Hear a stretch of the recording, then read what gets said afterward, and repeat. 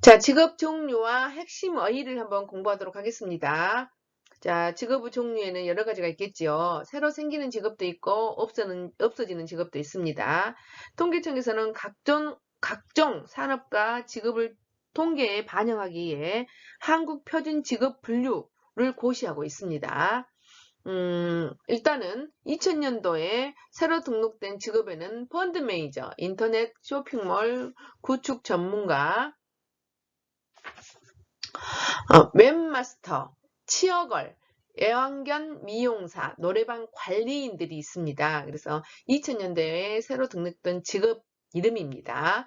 자, 없어진 직업으로는 타자원, 광대, 만담가, 식자원, 수레 운전원, 2007년에 새로 등록된 직업에는 또는 의지 보조 기기사, 그러니까 없어진 직업에는 이런 것들이 있고 2007년에는 또 새로 등록된 직업이 있는데 이제 2000년대하고 2007년은 또 좀 다르겠잖아요. 7년이라는 세월이 흘렀기 때문에 의지 보조 기기. 자, 의지 보조 기기가 뭐예요?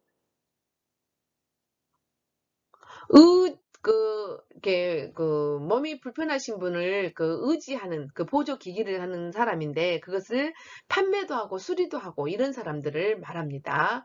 헤드헌터, 고급 인력을 전문적으로 스카우트하는 사람을 말합니다.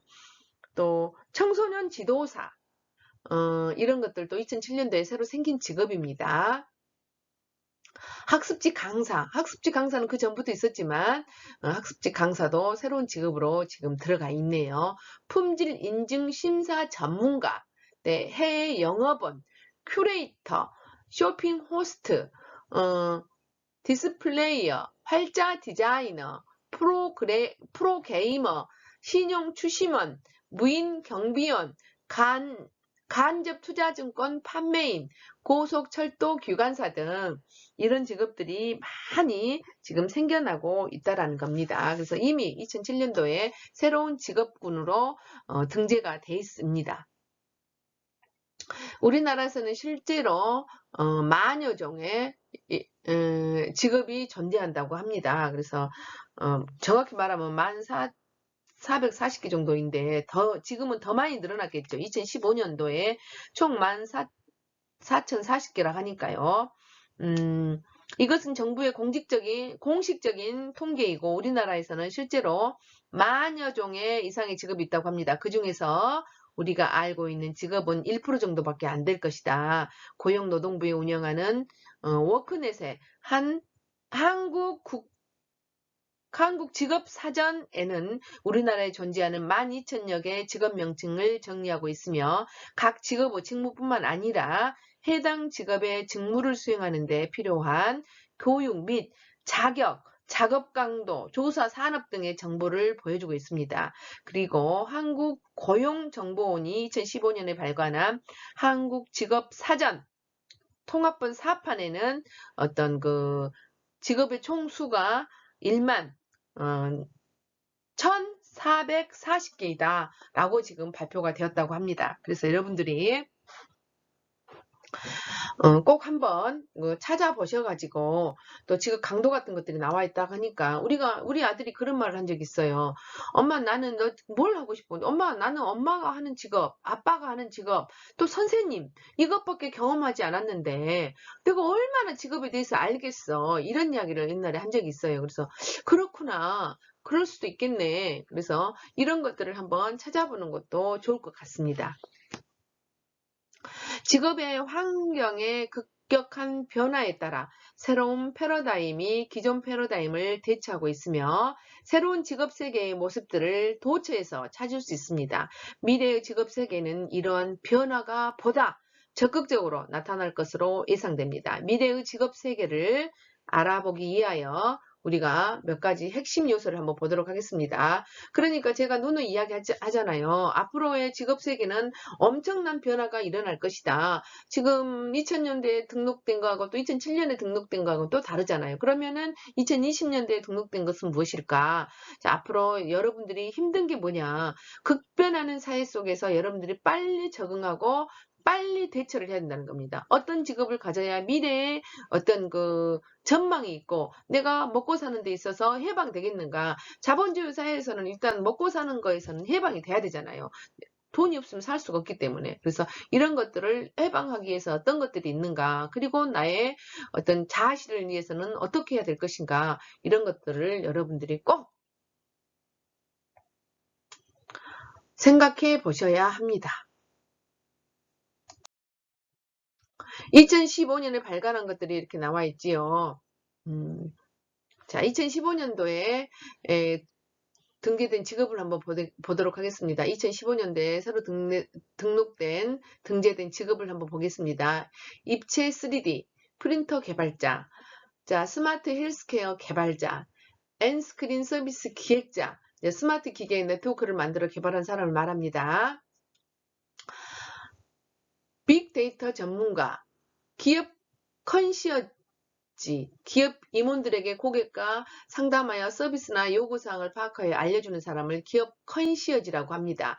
스마트 헬스케어 서비스 기획자, 디지털 광고 게시판 기획자, 정리수답 컨설턴트, 온실가스 관리 컨설턴트, 연구실 안전 전문가, 빌딩 정보 모델링 전문가, 도시 재생 전문가, 온라인 평판 관리원, 정밀 농업 기술자, 협동조합 코디네이터, 연구 기획 평가사,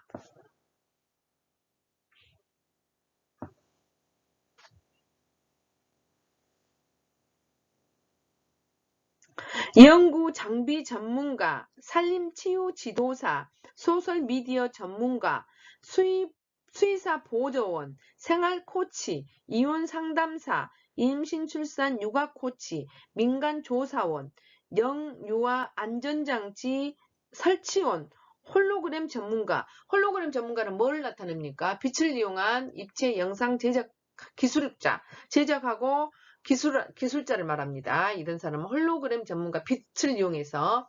이런 것들이 2015년에 새로 등재된 직업이라고 책에 지금 나와 있습니다. 그래서 여러분들이 이걸 한번 참고하시기 바랍니다. 미래 직업 세계는 변화가 보다 적극적으로 나타날 것으로 예상된다. 미래 직업의 핵심 어휘를 한번 보도록 하겠습니다. 직업이라는 것이 이제 평생 직장이다. 평생 직장보다는 평생 직업의 개념으로 대체하고 있다. 예를 들어서 내가 이제 어떤 일을 65세가 되면 61세가 되면 정년을 하잖아요. 근데 우리가 120살, 150살까지 산다 하니까 우리가 평생 직업을 가져야 죽을 때까지 직업이라는 것을 가져야 되지 않을까. 저도 사실은 계획은 65살까지 일을 가져야 된다라는 생각을 하고 있습니다. 저희 남편도 마찬가지입니다. 그런데 우리 남편은 61세에 정년을 합니다. 그래서 61세에 정년을 하기 때문에 그럼 자기는 어떤 그 생각을 하고 있어 그랬더니 우리 남편은 마침 기술직이기 때문에 바로 정년을 하고 난 다음에 취업이 가능하다고 해서 오케이 됐어. 자기는 65살까지는 자기는 자신 있게 할 수 있다고 저한테 이야기를 하더라고요. 그래서 다행이네. 왜냐하면 돈을 벌고 안 벌고를 떠나서 날마다 이렇게 건강한데 뭘 할 것입니까? 그래서 평생 직업이라는 개념을 가져야 된다. 그래서 여러분들도 늘상 귀를 열어놓고 공부를 해야 합니다. 내가 이런 직업을 가졌다 한들해서 이 직업이 평생을 나한테 가냐? 아닙니다. 그리고 여러분들이 혹시 여러분들은 70세까지 정년을 보장한다 하더라도 70세부터 여러분들 150살까지 사는데 앞으로도 3분의 2가 1이 남아 있습니다. 그렇다면 여러분들이 항상 귀가 열려있는 상태에서 항상 공부를 하지 않으면 안 된다는 것이요. 그래서 평생 직장보다는 평생 직업의 개념으로 여러분들이 대체를 해야 된다. 자신의 직업을 갈고 닦아서 그 분야에 전문가로서의 성장하여 자신이 원하는 기간만큼 자신의 일을 하겠다는 평생 직업의 개념이 갖고 있어야 된다. 그래서 여러분들한테 누누이 이야기합니다. 지금 시대하고 여러분의 시대는 달라졌다. 그래서 지금 직장이 평생 갖고 있는 것이 아니다. 바뀔 수가 있다. 직장은 바꿔진다. 그래서 평생 직업의 개념을 가져라 라는 겁니다. 지식의 노동자 한번 보도록 하겠습니다. 정보화 시대의 진전으로 인해서 지식이 주도하는 세상이 도래하고 있다.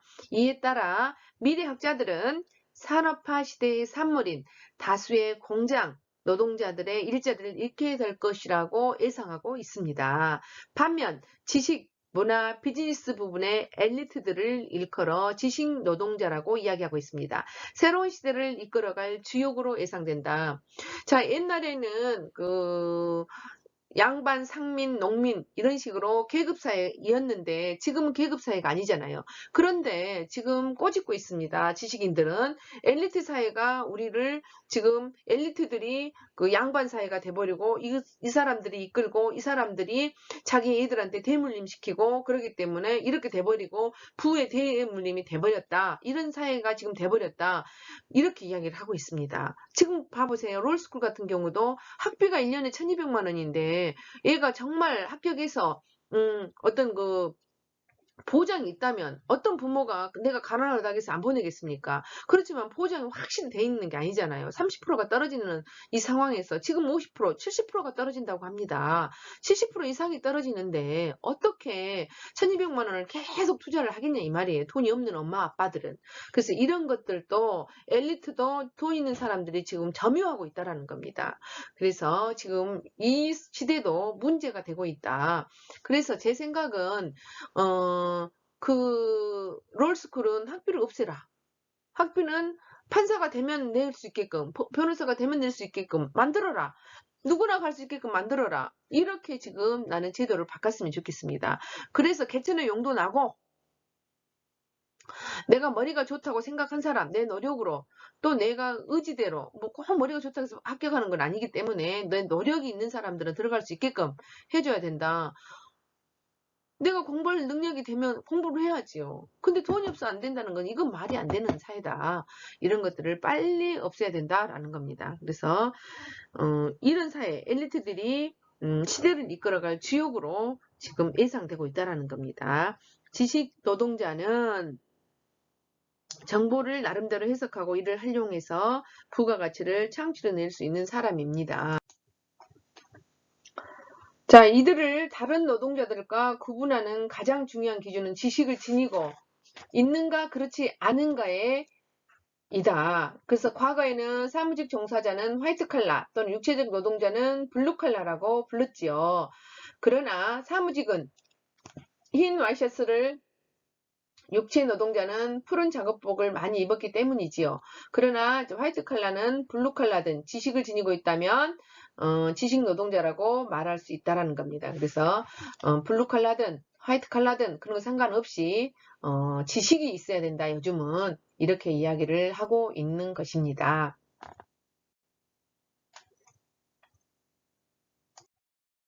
자, 재택근무와 스마트워크에 대해서 이야기를 하도록 하겠습니다. 재택근무라는 것은 직장에 출퇴근하는 것이 아니라 인터넷과 통신 장비를 통해 업무 지시를 받고 가정에서 일을 하며 업무 보고도 통신으로 하는 근로 형태를 말하는 것입니다.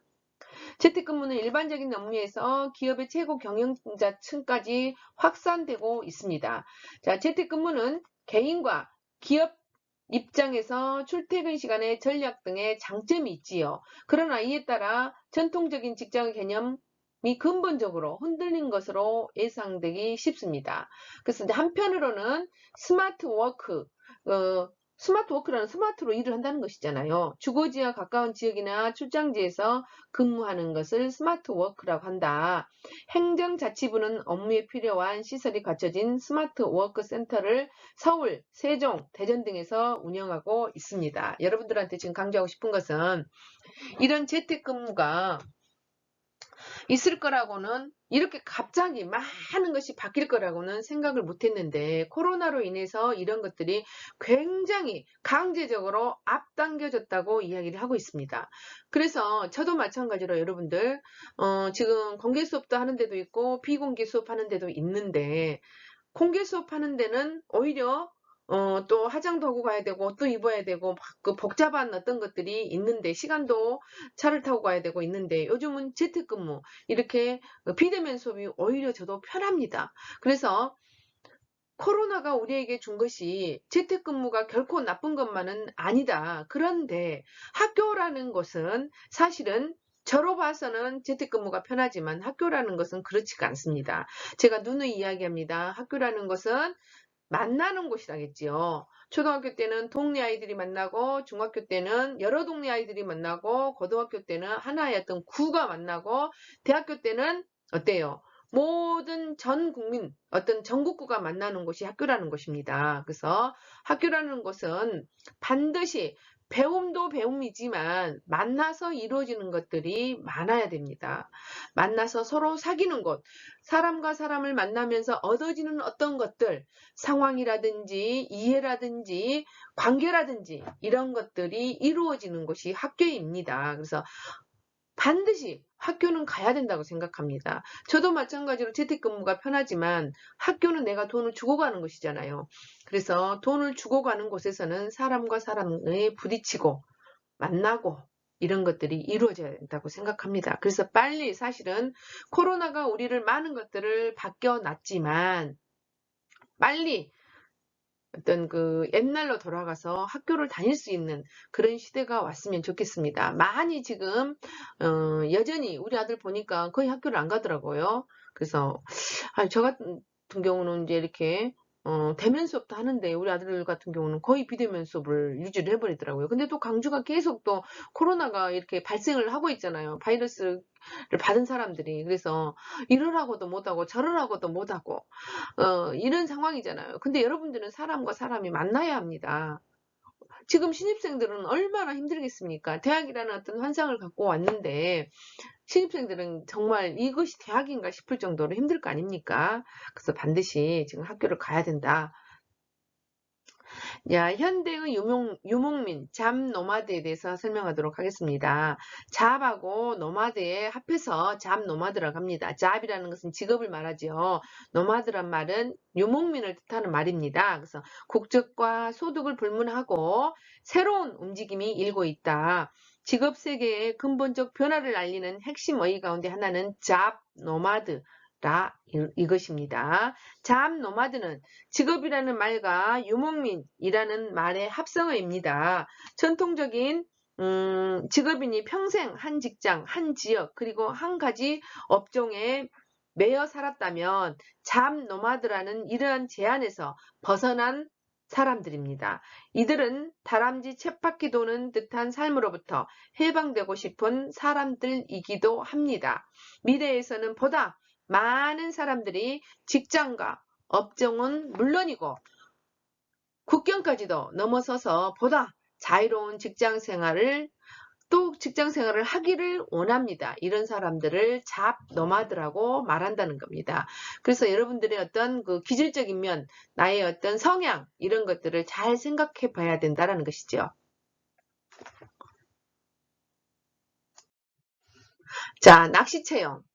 낚시용 채용이라는 것은 수시 채용을 말하는 것입니다. 제가 애국인 회사는 수시 채용을 한다고 했잖아요.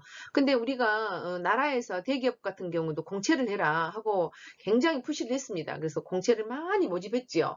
그런데 지금은 그 대기업도 마찬가지로 공채 채용을 많이 안 합니다. 수시 채용을 많이 하게 돼 있습니다. 그래서 왜냐하면 수시로 필요한 인력을 뽑아야지 그 공채로 너나 나나 할 것 없이 뭔 그 시험에 통과해서 공무원신 보는 거 아니잖아요. 그렇게 되면은 기업에서는 필요 없는 인력도 지금 뽑게 된다는 것이죠. 그래서 요즘은 낚시 채용, 수시 채용이 많아지고 있다는 겁니다. 대량 채용에서 개별 채용으로 고용 관행이 변하고 있다. 공채의 형태를 띠었던 대규모 공채 방식이 소규모 수시 채용, 스카웃, 인턴 채용, 사원 추천제 등으로 바뀌고 있다는 겁니다. 다시 말해서 대규모 인력을 한 번에 채용하는 그물형 채용에서 필요한 소수의 인력만을 채용하는 낚시형 채용으로 변하고 있다는 것입니다. 이런 변화의 원인은 기업이 원하는 인재상이 달라졌기 때문입니다. 기업에서는 별도의 교육 훈련을 시키지 않고 곧바로 실무에 활용할 수 있는 전문화된 인력을 원하고 있기 때문입니다. 그래서 실용 학문을 하고 있는 기능대학이 지금 폴리텍 대학인가요? 기능대학인가요? 제가 이름을 정확히 명칭을 몰라서 전에는 기능대학이었습니다. 폴리텍 대 기능대학들이 지금은 어때요? 굉장히 활성화가 되고 있고 거기서 어떤 2년 과정을 거치면 거의 70% 80%까지 어떤 과는 100% 취업이 된다는 것입니다. 내가 아는 사람도 자기 아들이 문과를 나왔어요. 문과를 나오다 보니까 취업이 힘드니까 기능대학을 보냈었어요. 갖고 지금 취업됐잖아요. 그래서 지금 취업돼갖고 장가도 갔어요. 그 사람은. 그래서 이런 사람들이 많이 있다. 근데 그런 것들 부모가 빨리 캐치를 해서 너 이 문과 나와가지고 취직이 힘드니까 너 기능대 가자. 기능대학을 그러니까 그 애는 좀 오래전 이야기잖아요. 이미 장가도 갔고 그랬으니까 오래전 이야기니까 그게 가능했는지도 몰라요. 그래서 기능대를 빨리 보내가지고 취업된 케이스입니다. 감정 노동자에 대해서 한번 보도록 하겠습니다. 전화로 일하는 사람을 대략적으로 감정 노동자로 갑니다. 상담을 한다거나 이런 사람들을요. 자신의 감정을 숨기고 소비자 또는 고객의 감정을 맞춰야 하는 노동자를 감정 노동자라고 한다는 겁니다. 주로 텔레마케터, 전화 상담원, 승무원, 은행원, 홍보 도우미, 식당 정호번이나 판매원 등 고객을 직접 상대해야 하는 직업의 종사자가 많습니다. 자신의 실제 감정을 억누르고 자신의 업무에 맞는 정형화된 감정을 드러내야 하기 때문에 높은 직무 스트레스에 시달린다는 겁니다. 대체로 억지로 웃어야 하는 감정 노동자가 대부분이지만 장래 지도사처럼 장르 지도사처럼 웃으면 안 되는 감정 노동자도 있다. 그러니까 대부분 웃어야 되지만 장례 돌아가신 분 장례를 치르는 지도사 그 직업은 웃으면 안 된다는 거. 자기 집에서 우리 아들이 취직해서 기분이 겁나 좋아. 그래도 그 일을 하는 사람들은 웃으면 안 되겠죠. 이런 것들. 그러니까 다른 자기 감정과 달리해야 된다는 이런 직업을 감정 노동자라고 한다는 겁니다. 아랫사람이라고 생각되는 사람에게 함부로 대하는 이른바 갑의행포, 갑질의 행포가 있어서는 안 된다는 것입니다. 행포에 희생자가 나오기가 쉽습니다. 그래서 저는 간간히 갑질하는 사람들 보면 인격이 의심스러울 때가 있어요. 저 엄마 아빠는 정말 제 애를 어떻게 키웠을까? 혹시 우리 아들 딸이 저러면 어쩌지? 이런 생각이 들더라고요. 그래서 갑질하지 않기를 우리 애들한테 교육시키고 있지만 부모가 다 교육시킨다고 해서 되는 건 아닙니다만은 그래서 저도 갑질하지 않으려고 늘상 식당에 가서는 조심스럽게 이야기하고 합니다. 그래서 여러분들도 요즘은 또 갑질하면 핸드폰이 잘 돼 있어서 어때요? 핸드폰으로 녹음해 버리잖아요. 그래서 갑질해서는 안 되잖아요. 이런 시대에 우리가 살고 있습니다. 그렇기 때문에 요즘은 많은 갑질이 사라진 것 같아요. 한때 갑질 해가지고 굉장히 힘들었는데 지금은 갑질이 많이 사라지지 않았나? 제 생각일까요? 그래서 갑질이 많이 사라지지 않았나 싶습니다. 자, 여러분들 오늘은 과제는 난 어떤 직업을 원하는가입니다. 그래서 여러분들의 적성이라든지 이런 것들을 고려해서 정말 직업을 하나를 선택해야 된다는 겁니다. 우리 아들은 선택했어요. 어떤 직업을 갖겠다고 대략적으로. 그래서 제가 푸시를 하고 있습니다. 지금 현재는 2학년 1학기를 지금 다니고 있어요. 그래서 2학년 2학기 수업을 하기 때문에 굉장히 어렵다고 하더라고요. 그래서 지금 푸시를 하고 있는데 여러분들도 마찬가지입니다. 지금 1학년이다 해서 2학년이다 해서 아직 멀었는데 이렇게 생각하면 안 됩니다. 대략적으로 나는 우리 혁신도시에 있는 한전을 들어갈 거야. 한전만 있는 게 아니잖아요. KPS, KDN 많이 있잖아요. 이런 데를 들어갈 것인가. 그러면 그런 데 다니려면 좀 뭐라 할까. 기사 자격증은 반드시 따야 되고 토익 750점은 반드시 맞아야 되고 가산점이 있는 뭐죠? 커말이라든지 이런 건 따야 되잖아요. 이런 것들을 한번 여러분들이 조사를 하셔야 돼. 저는 이제 오래전에 조사해갖고 우리 둘째 딸을 시킨 거고 이제 우리 아들도 내가 다시 봐야 돼 사실은. 근데 보지도 않고 지금 이렇게 푸시를 하고 있는 거예요. 그래서 나는 이제 둘째 딸이 한번 했기 때문에 우리 둘째한테 아들을 네가 좀 리더를 해라. 우리 아들이 나하고 관계가 좋은데도 불구하고 내가 자꾸 이야기를 하니까 나는 항상 저는 굉장히 노력형이에요. 늘상 노력하는 사람이기 때문에 아들이 노력하지 않고 있으면 내가 불안해. 그래서 자꾸 푸시를 해. 그러다 보니까 잔소리가 되고 계속적으로 반복되잖아요. 그래서 내가 좀 자제하려고 둘째 딸한테 너가 조금 아들을 푸시를 해라. 너가 리더를 해라. 같은 세대에 살고 나이 차이가 얼마 안 되니까 네 언어를 더 빨리 수용하지 내 언어를 빨리 수용하지는 않는다. 제가 이렇게 이야기를 합니다. 그래서 여러분도 마찬가지입니다. 제가 누누이 강조하고 또 잔소리를 하더라도 여러분들의 삶이 변화가 되는 거잖아요. 그래서 난 지금 어떤 직업을 원하는가를 반드시 지금 선택을 하셔야 합니다. 그리고 거기에 따른 노력을 하셔야 합니다. 2, 3년 하면 안 되는 게 뭐가 있겠습니까? 그래서 여러분들을 반드시 지금 어떤 직업을 원하는지 구체적으로 여러분들 한번 선택을 하시기 바랍니다.